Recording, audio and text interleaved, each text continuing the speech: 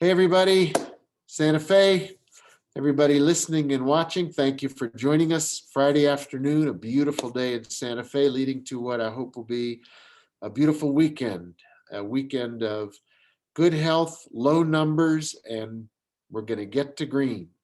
Oh, here's Dr. Johnson joining us just now. Thank you for dropping in, Dr. Johnson, but you're still not quite connected to audio. And you're muted. So I'm going to take off my mask. Welcome, Dr. Johnson, to today's webcast. I got a few things I'm going to talk about, and then we'll get Dr. Johnson's input. Good to see you, Doctor. Thank you for joining us. So before we touch base with Dr. Johnson, our own local celebrity when it comes to public health, and it's true, you're getting quite a following. I expect to see you on Meet the Press one of these mornings.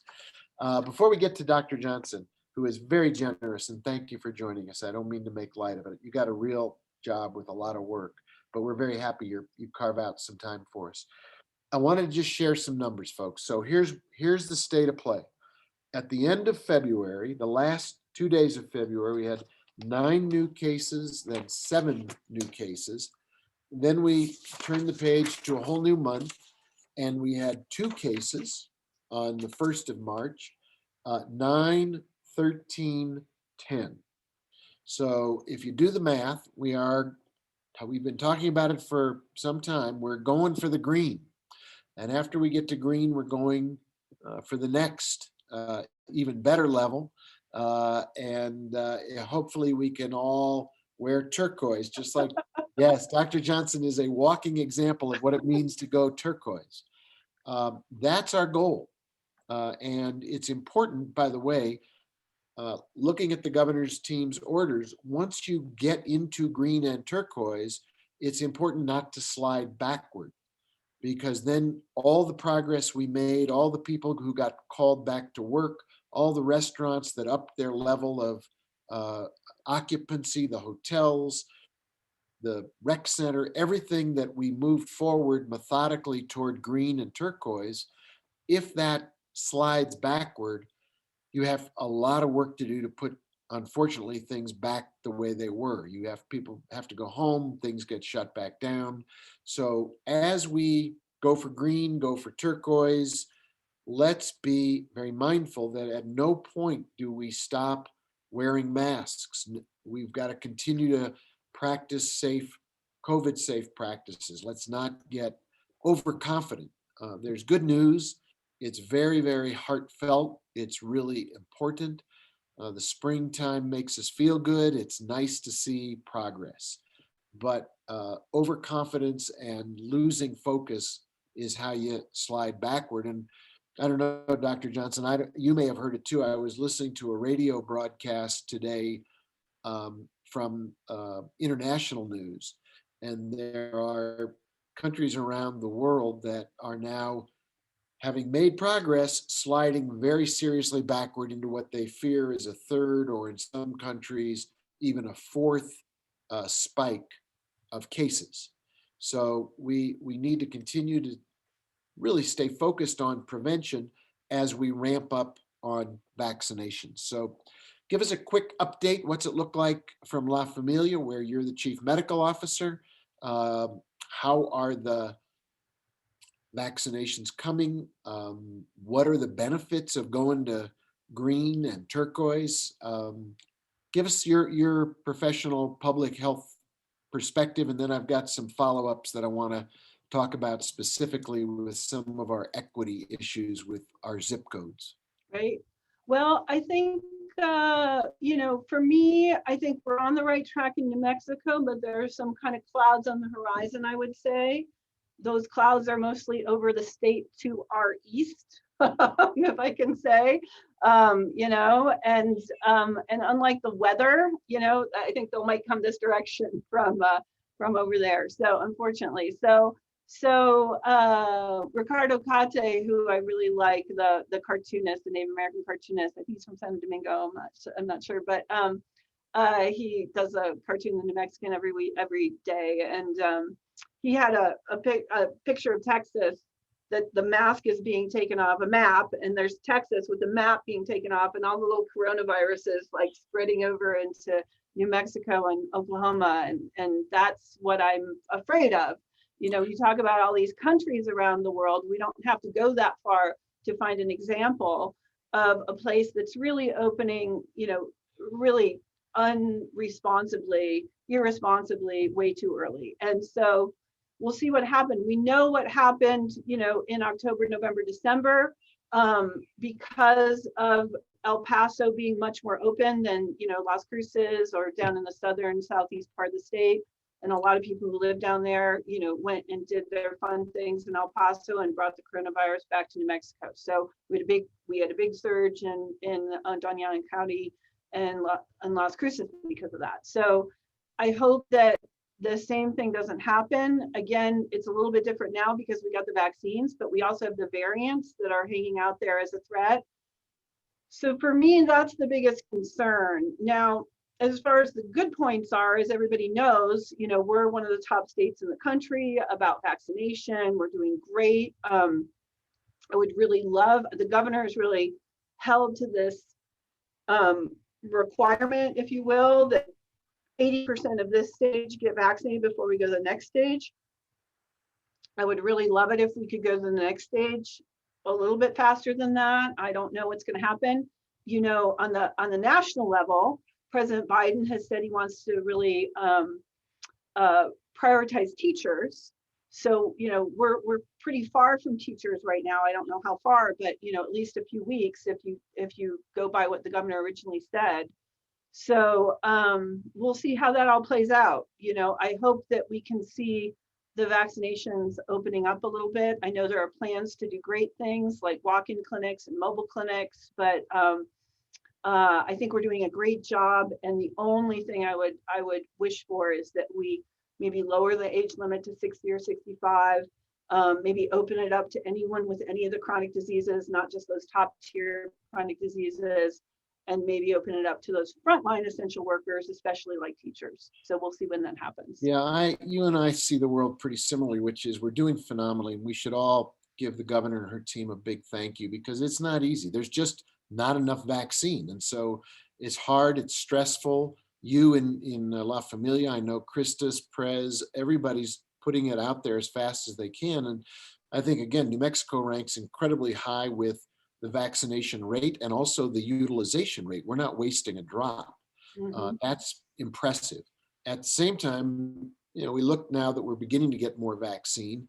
I know this weekend, Christus has a supply of the Johnson & Johnson one-shot vaccine. They're going to do 1,300 or something like that vaccinations over the weekend. That'll be a huge boost. If you look, our numbers will see a level of magnitude increase. We've been north of 20%, but we'll get up faster with just one, you know, with Johnson & Johnson getting out there. At the same time, I'd like to see some a little bit of flexibility where we know that now if we're getting more vaccine, 87505, 87507, those are our hot spots. Those are over on the south side. They're the folks who go to work every day. As we open up, they go to work in the restaurants and they go to work in the hospitality industry, and they're essential workers stocking the shelves at our grocery stores and supermarkets. They may not be 75, they may not even be 65, but they live in those. We know where the higher incidence of in the past, at least, where the higher incidence of people having COVID has been. Let's reach down and do a special outreach for those zip codes. I mean, I'll just say to everyone, y también puedo decir en español a este grupo, no sé si alguien está escuchando en español, pero en La Familia, la mayoría de nuestra población viene de estos zip codes. The majority of our patients at La Familia come from those zip codes. And we are definitely outreaching to all our patients in that area primarily because that's the majority of our patients who have qualifications either by age or chronic disease and getting them in to be vaccinated. We're only vaccinating our patients at this time. So if you live in that zip code, si viven en este zip code de 87507, ¿sí? Si vive en ese zip code, venga a la familia. Si eres una paciente de la familia, llámanos y vamos a darte la vacuna. Si no eres una paciente de la familia, puedes ir al Departamento de Salud o Christus y ver si puedes recibir la vacuna. I think we just need a lot more bilingual outreach, especially to that area in the south part of town in general, to let people know how they can get connected to vaccines. And I know the Department of Health is doing some of that, but as much as we can do about that, if you're a patient of La Familia and you live anywhere really, but especially in that zip code, you can come to La Familia, give us a call, and we'll get you connected to. Don't come to La Familia, actually. Give us a call and we'll put you on the list, and we'll call you and let you know. But we're getting people in to get vaccinated who are our patients. And register. We have Santa Fe County, I think, has the third highest percent of registration in the state as a county. And that's good because, you as they used to say in the lottery business, you can't win if you don't play. Right. Well, if you want to get vaccinated, and now there are 3 vaccines that have made the exit from the laboratory into our arms, register and get on the list. And it will work. I promise you it will work. It may not work as fast as you wish it would work. We're all eager to get the safety, the security, the sense of good things coming by getting vaccine in our arms. It'll come, but you got to register. So don't be, if you are a Spanish speaker, if you are not documented, it's okay. It's safe. Register, and there's a Spanish website. The website is in English and in Spanish. You'll get help. So please take advantage of the opportunity. And if you don't have the technology to find the website, please call the phone number and hopefully we can post it also. Although I guess if you don't have the technology to get the website, you might not be watching this, but the phone number is the place to call. And on the menus, you press 0 and then you press 4 to get the tech support. You want tech support for getting the vaccine, and so they'll help you sign up yourself. So I want to pivot quickly to something that came up again yesterday at our biweekly meeting with community folks that you've usually are a part of. And that was, we were talking about what somebody called secondary trauma, the mental and behavioral health impacts of COVID time. We were hearing from Maria Jose and others that we're seeing serious increases in suicide attempts, serious increases in drug overdose and alcohol relapse. The impact of COVID is physical, but it's also mental and psychological. And a lot of folks are saying, even as we come out of COVID, we're going to go into a very hard secondary period where people are finally feeling secure enough from not getting COVID to have an emotional meltdown. I mean, you hold yourself together until the moment when you feel safe enough to fall apart. And I wonder, I know you have made mental and behavioral health part of your core treatment program for people who are coming to get a physical. They get a mental health visit as well. But this is not something to be taken lightly. We're all kind of proud and tough and all the rest, and we're hanging in there with great resilience. But what I'm hearing from other folks in our biweekly calls is we may face a day of reckoning when people feel like it's safe to just melt down. They've seen things. The frontline workers have, in a time of COVID, people in hospitals have had to be there for families who can't be there while their loved ones pass away. People are watching their family members die over a Zoom call. It's just unimaginable and heartfelt and heartbreaking.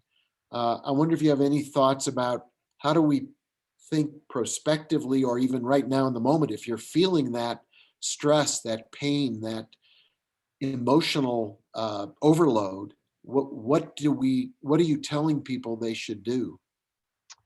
Well, first of all, I just want to step back a minute and just catalog all the things that we're going to have to kind of clean up and confront as we come out of this pandemic.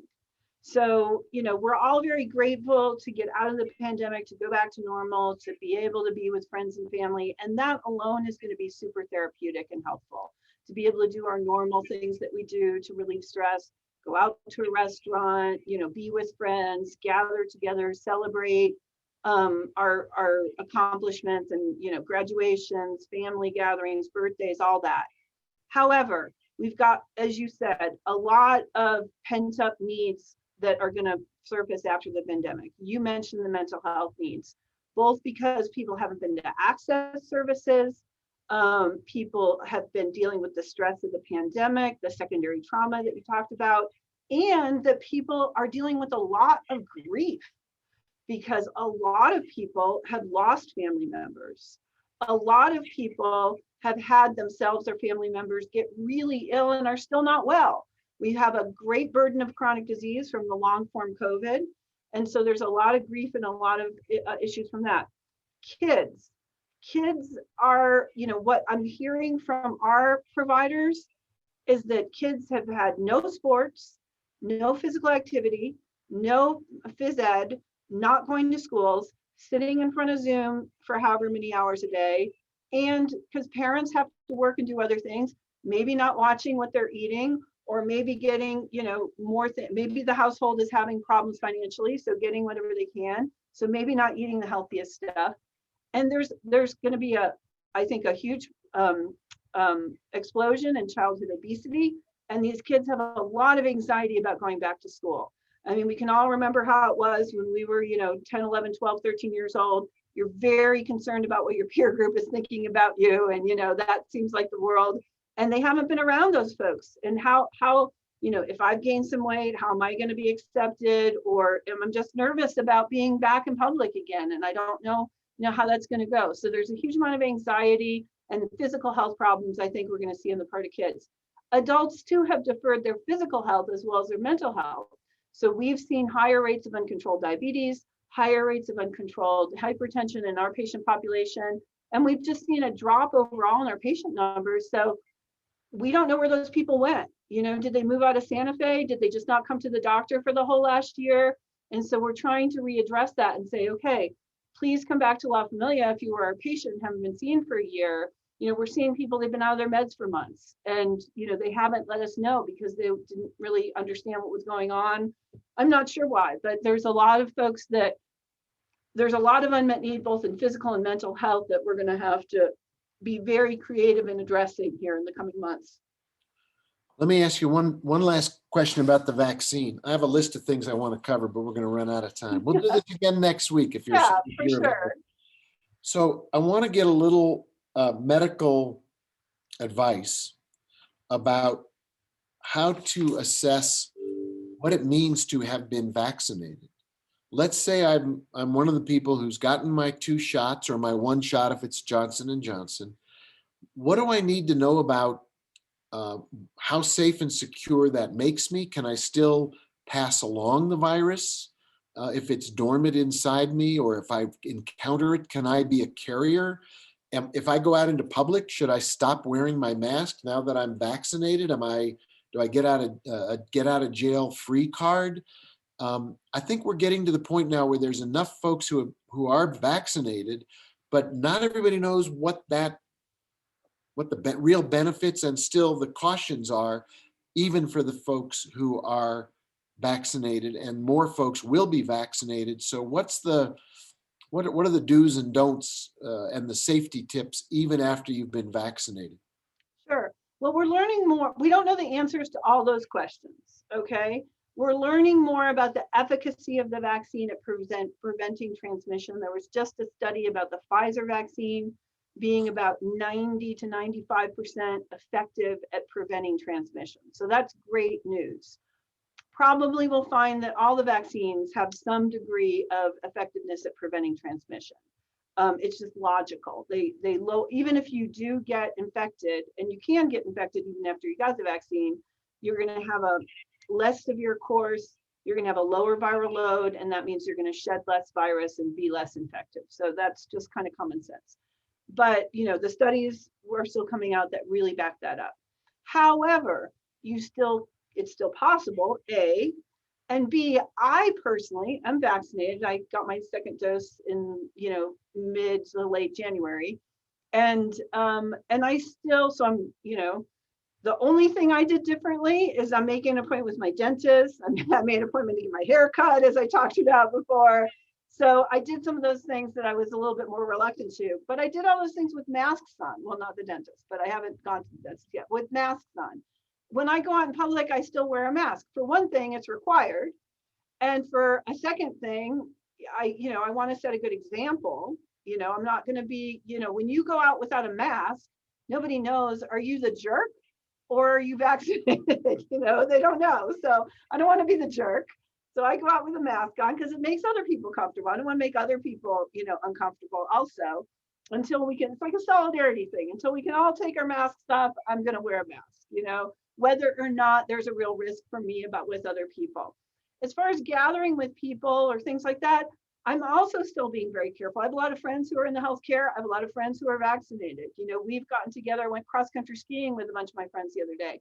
Very safe activity. We're all 6 feet apart. We're outside, so things like that. Or if you're going to have dinner with somebody or, get with somebody not in your household, it's getting a lot nicer now. Let's do it outside. Let's do it on our porches and on our portales and there's a lot of outside dining now, more and more every day. So let's keep outside. I know the indoor dining is open still now, is open as well, but let's, try to keep it outside, I think. So let's, again, just for a few more weeks, because with this threat of Texas right next door, with a source of coronavirus that could be coming in here, and we have a lot of license plates from Texas still in town, and we really do have to keep ourselves vigilant until we get to that point where we really quash the virus through herd immunity, through vaccination, and through being really careful that we're not passing it unknowingly. Yeah, we're going to take it one step at a time for sure. We're going to embrace getting to green, but we don't want to backslide. If you go backward, you give up a lot of the benefits that we've worked hard to achieve. So staying focused, disciplined, vigilant, on our game, register to get vaccinated, but keep wearing masks and hand sanitizing and using good common sense about physical distancing. Thanks, Dr. Johnson. Okay, thank you. I'll see you next week, Mayor. See you next week. Stay well. Right. Take care. All right. Thank you. Bye-bye. Bye-bye. Very good advice from Dr. Johnson. We're very lucky to have her and her other colleagues who are public health experts in our other healthcare facilities. Christus is stepping up. Prez is stepping up. We're really, really lucky to have lots of people in town here getting vaccine, getting more vaccine, and getting more vaccine into everybody's arm. If you want to know how well we're doing, do go to the vaccine website where there's a website for registration. There's also the vaccine dashboard, cvvaccine.nmhealth.org, public-dashboard.html, or just Google vaccine dashboard and you will find it, and you'll see how Santa Fe and Santa Fe County is doing. There's still free at-home testing courtesy of Vault Health. It'll keep you safe. It'll keep your family and community safe. If you do a test, do it at home. It's free. You can get a kit delivered straight to your mailbox and then make an appointment over the web for a Zoom call.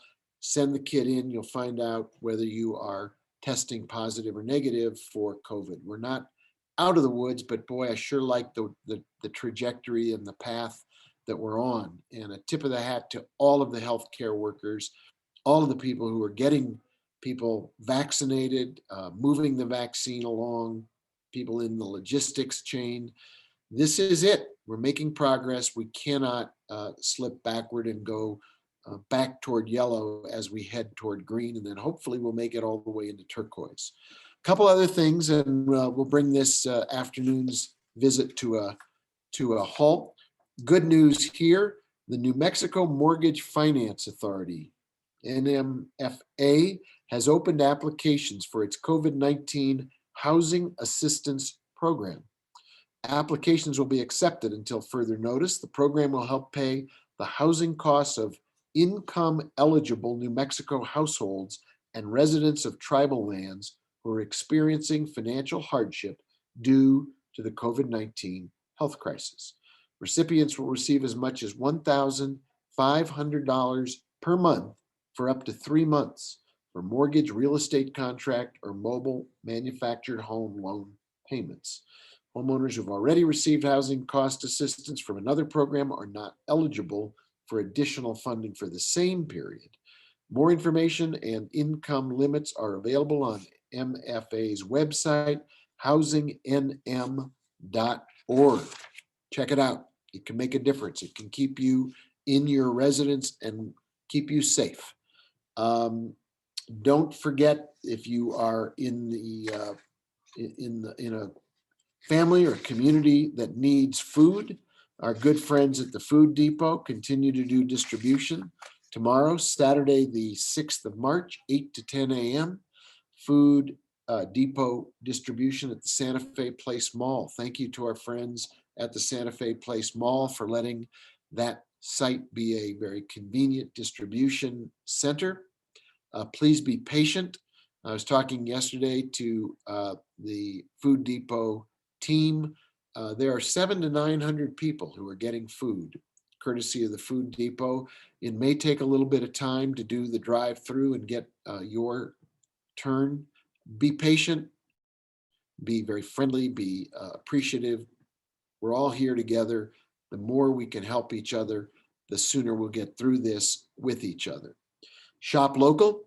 If you want to do it online, SantaFeMarketplace.com is alive and open for business. If you want to go out on a beautiful weekend and spend some money, keep your money where your home is, shop local. As we come out of the COVID-19, the worst of it, we begin to see the vaccinations taking hold. We want to keep our money where our home is. We want to put people back to work. We want to frequent and take care of our favorite restaurants, our favorite retail outlets. If we get into green, there are some more fun things we can do. Go bowling, go to a movie. We can actually have a little social time together. But first, let's get to green, then let's get to turquoise. Meanwhile, shop local, keep your money where your home is. Cool event tomorrow, the Big Read. Courtesy of the Santa Fe Public Library. We have a phenomenal public library. We should all give a round of applause to the Santa Fe Public Library for the incredible job they do. They give us so much. They keep us interested and reading and getting more and more resources. Right now, we are very honored that the Santa Fe Public Library was able to be recognized as one of a very small number of cities around the country with something called the Big Read. Santa Fe Public Library is proud to host the NEA Big Read. It's a National Endowment for the Arts initiative in partnership with Arts Midwest, serves to broaden our understanding of our world, our communities, and ourselves through the joy of sharing a good book. This year's NEA Big Read selection is Into the Beautiful North. We hope you'll enjoy reading and sharing in programs and dialogue. And this program will become part of an annual event to celebrate the joy of reading in Santa Fe. Way to go, library team. You are awesome. That's about it for today. It's looking like a good weekend. Chance to get out, chance to enjoy Santa Fe's outdoors. Stay safe, walk with your mask on.